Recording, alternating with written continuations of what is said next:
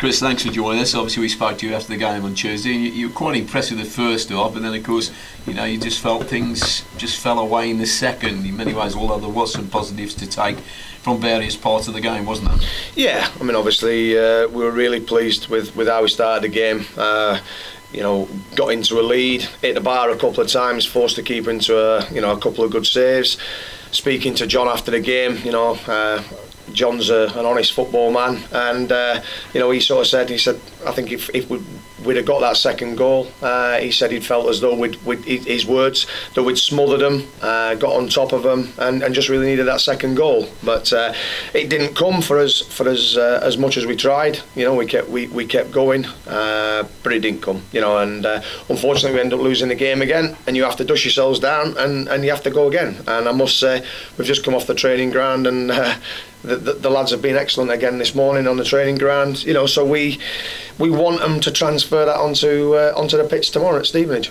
That's the fine line, isn't it? Doing that, you see them every day of the week in training. You think, yeah, they're ready for it, but when they cross the white line, it's down to them, not you, isn't it? I know you can tell them, feed all the information you require against who you're playing, who to look after, as we said about the set pieces, and your man, you said that on Tuesday, who's doing what.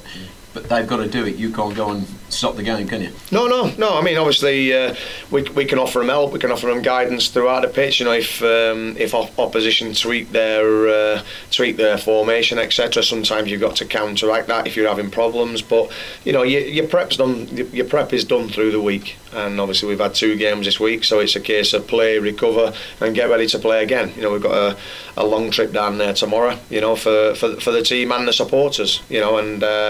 Certainly us as staff and the players appreciate the support that we got at Yeovil last week, and it's a 3rd game in a week, and it costs money to travel. So the supporters that go down there tomorrow, well, it'll be greatly appreciate the support we get again. What shape you in? Any major problems from Tuesday? I know there's still 1 or 2 tweaks from last Saturday, but are there any major problems in terms of team selection and players getting back to full fitness? No, everybody seems okay. Everybody's all right after Tuesday. We had a reserve game Wednesday, gave quite a few lads a run out. Obviously the substitutions reflected. Obviously we just wanted a bit of game time, but we didn't want a lot of people going over that sort of threshold of playing full games and then sort of blowing themselves out of it. But everybody's had a balance of game time. The squad looks healthy, and we just got to pick a team to go and get 3 points tomorrow. Tyrone got his minutes and he's continuing to get minutes. Is he okay? Is there sort of no reaction from the amount of time that he's got on the pitch at the moment in terms of his previous injury? No. Touch wood, he seems fine. Obviously it was a hamstring injury, so we've had to manage him. We've had to make sure that he came back in at the right time with the right amount of workload back in his hamstring, and we had him on the bench at Yeovil. The plan was to use him at some point. The sending off sort of changed that. We had to change the shape up a little bit, and we just thought he'd been chomping at the bit. We thought he did really well the other night. He sort of helped out defensively well, but looked a threat up top with Popey. And they're 2 lads that when they're on the game should cause people problems. You gave James Gibbons the opportunity at Yeovil. Unfortunately, circumstances whatever, but has he come back in your thoughts? He has, yeah. We thought he was excellent at Yeovil up until getting sent off.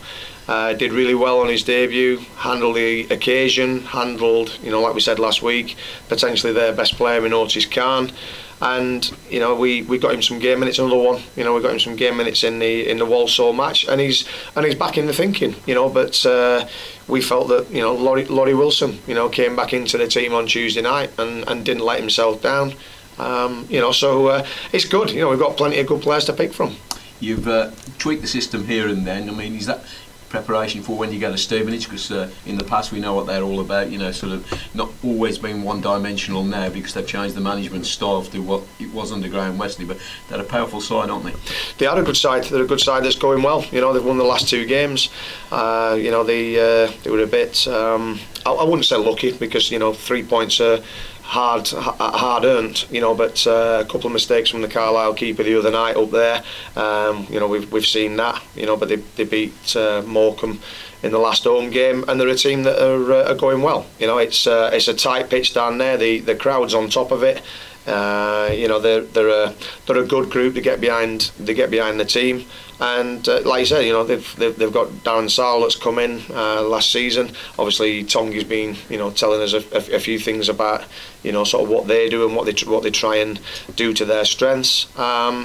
You know, but it's like any other game. You look at the opposition, but we've got to make sure that we're prepared. We've got to make sure that we're right. You know, us as staff have got to pick the right team, which we will do. We always give it plenty of thought, and you know, we'll pick the team that we can think can go and win a game at Stevenage. The information that Michael has given you, Michael Tongs, does that help in any way in your preparation and your prep for the game in any way, Chris? Yeah, little bits, but you know, to be honest, I don't think Darren's trying to reinvent the game. He's not trying to do you know, anything that's sort of not been done before, but he's got a well organised group of players that are going well, you know. So like we always do, we try and go through the opposition, find some strengths, find some weaknesses, and make our players aware of the strengths, and try and put a plan in to exploit their weaknesses. You weren't too impressed with the way you conceded the second goal because of maybe the marking. Is that something you worked on this week in terms of who should be doing what?